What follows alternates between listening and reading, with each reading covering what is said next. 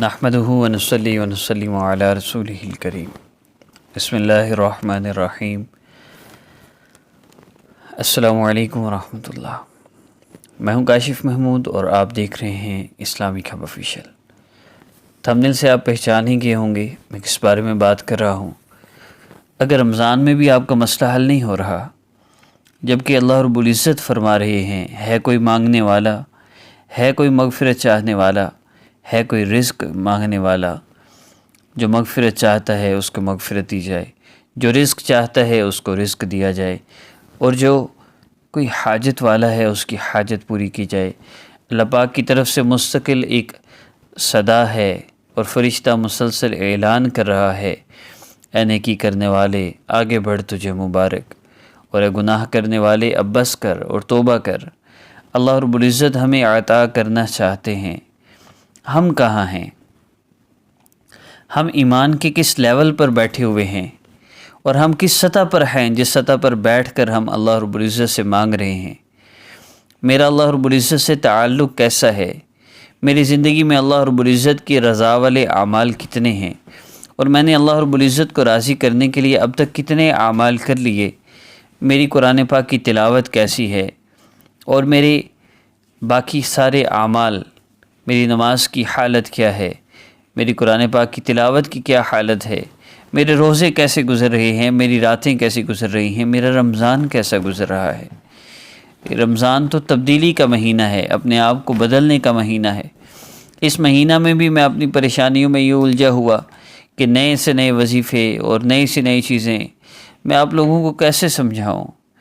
میں صرف یہ عرض کرنا چاہ رہا ہوں کہ ہمارے مسائل کا حل وظائف نہیں ہے، ہمارے مسائل کا حل مارکیٹ میں آنے والے نئے سے نئے وظیفے نہیں ہیں۔ پیسہ حاصل کرنا ہے تو اس کے لیے لونگ کے دانے اور سکے اور پٹوے پہ دم کرنے والے وظیفے ہمارے مسائل کا حل نہیں ہیں۔ شوہر کی محبت چاہیے تو اس کے لیے یا ودودو کا وظیفہ ہمارے مسئلے کا حل نہیں ہے۔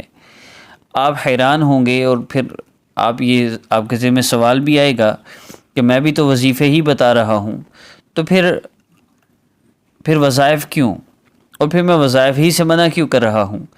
تو میرا مقصود یہ نہیں ہے، میں یہ ہرگز نہیں کہہ رہا کہ ہمیں وظائف کے ذریعے اللہ رب العزت سے نہیں مانگنا چاہیے، بلکہ میں تو یہ کہنا چاہ رہا ہوں کہ آج کل کے دور میں جو لوگوں نے وظائف پر یقین بنا لیا کہ وظائف ہی سے اپنے مسئلے کو حل کروانا ہے، اور آگے پیچھے اور کہیں دھیان ہی نہیں لوگوں کا جا رہا، یہ جو غلط یقین بن گیا، اس یقین کو ختم کرنا ہے۔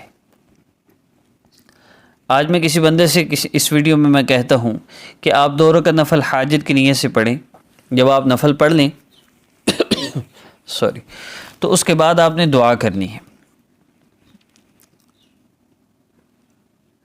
اللہ رب العزت سے مانگنا ہے، مانگ لیجیے۔ تو اب اس کا جواب کیا ہوگا؟ کوئی وظیفہ بھی تو بتائیں۔ یہ تو میں کر لوں گا، کوئی وظیفہ تو بتائیں۔ وظیفہ کس سے سمجھتے ہیں؟ وظیفہ اللہ رب العزت سے مانگنے کا ایک ذریعہ ہے۔ بیمار ہیں، میڈیسن آپ استعمال کرتے ہیں، تو میڈیسن بیماری سے شفا کے لیے ایک سبب ہے، لیکن شفا دینے والی ذات اللہ رب العزت کی ذات ہے۔ آپ کو دنیا کا کوئی بھی مسلمان یہ نہیں کہے گا کہ شفا میڈیسن دیتی ہے، اللہ نہیں دیتے۔ میڈیسن سے شفا ہوتی ہے، لیکن جب اللہ چاہتے ہیں۔ وظیفہ سے مسئلہ تب ہوتا ہے جب اللہ چاہتے ہیں، ورنہ وظیفوں سے مسئلہ حل نہیں ہوتا، ورنہ میڈیسن سے صحت نہیں ملتی۔ بس یہ میں بات آپ لوگوں کو کلیئر کرنا چاہ رہا ہوں۔ لیکن آج کل کے دور میں لوگوں کا وظائف پہ اس قدر یقین بیٹھ گیا ہے کہ سالوں گزر گئے وظیفے کرتے کرتے، لیکن اس بات کی طرف دھیان ہی نہیں جا رہا کہ اللہ مجھ سے کیا چاہتے ہیں۔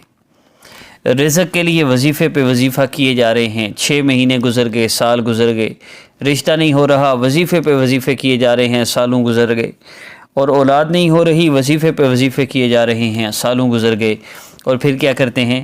اللہ رب العزت سے شکوے شروع کر دیتے ہیں۔ اللہ ہماری سنتے ہی کوئی نہیں، اتنی دعائیں کی ہیں، اللہ ہماری مانتے ہی نہیں، اللہ ہماری دعا قبول ہی نہیں کرتے۔ اب ایسے لوگوں کی دعا ہرگز قبول نہیں ہوتی۔ یہ کوئی تقریر نہیں ہے، یہ وہ بیماری ہے جو آج ہمیں لگی ہوئی ہے۔ اور میں اس بیماری کا حل بتا رہا ہوں کہ وظائف پر یقین ہرگز نہ بنائیے۔ ہمارا یقین تو اللہ رب العزت کی ذات عالی پر ہو، اور وظائف تو سبب کے طور پہ ہم نے اختیار کرنے ہیں کہ ہم نے ان وظائف کے ذریعے اللہ رب العزت کو پکارنا ہے، پھر دعا میں اللہ رب العزت سے مانگ کر اپنا مسئلہ حل کروانا ہے۔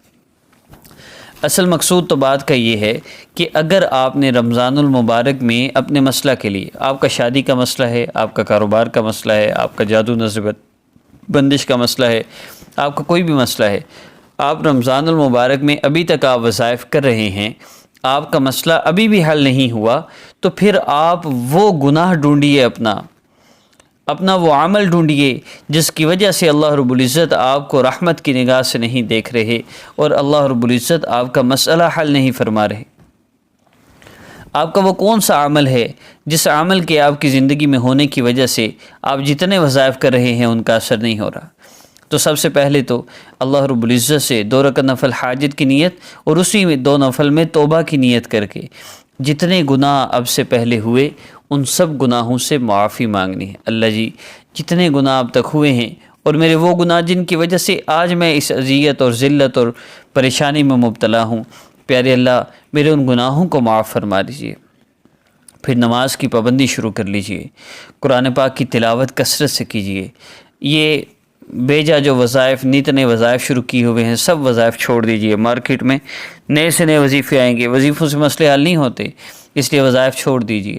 دنیا کے کسی مقصد کے لیے وظیفہ کرتے ہیں تو اس کا اجر بھی نہیں ملتا، کیا کر رہے ہیں پھر؟ تو گناہوں سے اپنے آپ کو بچانا ہے، نماز کی پابندی کرنی ہے۔ رمضان المبارک کی بابرکت گھڑیاں ہیں، تلاوت کا اہتمام ہو، لا الہ الا اللہ اور استغفار کی کثرت کا حکم ہے۔ آپ صلی اللہ علیہ وسلم نے حکم دیا رمضان میں ان کی کثرت کرو، اور اس کے ساتھ درود پاک کا اہتمام ہو۔ استغفر اللہ، لا الہ الا اللہ، صلی اللہ علیہ وسلم۔ میں استغفر اللہ پڑھوں، استغفر اللہ، میرے گناہ چل رہے ہوں میرے ذہن میں، پھر لا الہ الا اللہ۔ جب یہ میں پڑھوں تو یہ لا الہ الا اللہ ایک دفعہ پڑھنا ساری دنیا کو نیکیوں سے بھر دیتا ہے، تو اللہ رب العزت کی عظمت میرے ذہن میں ہو، اور پھر صلی اللہ علیہ وسلم، نبی علیہ الصلوۃ والسلام کی ثناء اور محبت میرے ذہن میں ہو۔ چلتے پھرتے اٹھتے بیٹھتے اس کا ذکر، اور جب آپ فارغ ہو کر بیٹھ جائیں، کام کاج کی مصروفیت سے نکل جائیں، تو قرآن پاک کی تلاوت۔ یہ 2 وظائف ہیں رمضان المبارک کے، آپ ان کو اپنا لیجئے، اور جب آپ قرآن پاک کی تلاوت کریں اس کے بعد آپ دعا کریں اللہ رب العزت سے، اور رات کو تہجد کے وقت میں 2 رکعت نفل حاجت کی نیت سے پڑھ کر اللہ رب العزت سے دعا میں مانگ لیجئے، اللہ پاک کے اسماء مبارکہ کے ذریعے ذکر کر لیجئے، سورہ فاتحہ پڑھ لیجئے، کسی بھی طرح سے آپ ذکر کر کے اللہ سے مانگ سکتے ہیں۔ کوئی اسپیشل وظیفے کسی حدیث مبارکہ میں نہیں آئے کہ یہ والا وظیفہ کرو گے تو یہ مسئلہ حل ہوگا، اور یہ والا وظیفہ کرو گے تو پھر دوسرا مسئلہ حل ہو جائے گا، بلکہ اصل تو یہ ہے کہ جو بندہ اللہ رب العزت سے مانگے گا اللہ رب العزت اس کو ضرور عطا فرمائیں گے، اور اللہ رب العزت ان اعمال سے عطا فرماتے ہیں جو اعمال آقا پاک صلی اللہ علیہ وسلم نے ہمیں تعلیم فرمائے ہیں۔ وہ اعمال ہماری زندگی میں ہوں گے تو ہم کامیاب ہوں گے۔ ایک بندہ نماز نہیں پڑھتا، وہ رزق کے لیے جتنے چاہے وظیفے کر لے، اس کی رزق کی تنگی دور نہیں ہو سکتی۔ ایک بندہ من مرضی کی زندگی گزار رہا ہے، جب دل کرتا ہے موبائل کا غلط استعمال، جب دل کرتا ہے نبی علیہ السلام کی سنتوں کا ذبح کر رہا ہے، اور من مرضی کی زندگی گزار کر اللہ رب العزت کی نافرمانی والی زندگی گزار کر موج میں لگا ہوا ہے اور چاہتا ہے میرے مسئلے حل ہو جائیں، یہ مسئلے حل نہیں ہو سکتے۔ اپنے آپ کو اللہ رب العزت کی عبادت اور بندگی کے لیے پیش کرنا ہوگا۔ اللہ رب العزت کو اپنا آپ پیش کیجئے۔ اللہ جتنی من مرضی کی زندگی گزار لی، توبہ کرتے ہیں، آج کے بعد آپ کی رضا والی، آپ کی پسند والی، آپ کے محبوب صلی اللہ علیہ وسلم کے مبارک طریقوں والی زندگی گزاریں گے۔ جو ہو گیا معاف فرما دیجئے، نئی زندگی شروع کرتے ہیں۔ پیارے اللہ مسئلوں سے نجات عطا فرما دیجئے، اپنی محبت خاصہ نصیب فرما دیجئے۔ پھر آپ کا چھوٹا سا وظیفہ بھی اثر کر جائے گا، آپ کا چھوٹا سا عمل بھی اثر کر جائے گا۔ چینج یور لائف کورس جو ہم واٹس ایپ پر کرواتے ہیں، بیسیکلی یہ کورس ہے ایک مسلمان کو حقیقی معنوں میں مسلمان بنانے کا کورس ہے۔ یا ایھا الذین آمنوا آمنوا، ایمان والوں کو کہا ایمان لے آؤ، تو یہ جو ایمان والے ایمان لے آئے نا، وہ ایمان آ جاتا ہے انسان کی زندگی میں چینج اور لائف کورس کرنے سے، اس کے بعد تو بندہ یا ارحم الراحمین 3 دفعہ پکارے تو اللہ رب العزت فرشتوں کو مدد کے لیے بھیج دیتے ہیں۔ اللہ پاک ہمیں اپنی آخرت کی تیاری کرنے کی، رمضان المبارک کی بھرپور قدر کرنے کی اور اللہ رب العزت سے اپنے مسائل کو جلد سے جلد حل کروانے کی توفیق عطا فرماویں۔ چلتے پھرتے اٹھتے بیٹھتے یہ 3 چیزوں کا ذکر اور رات کو 2 رکعت نفل پڑھ کے اللہ سے مانگنا۔ السلام علیکم ورحمۃ اللہ وبرکاتہ۔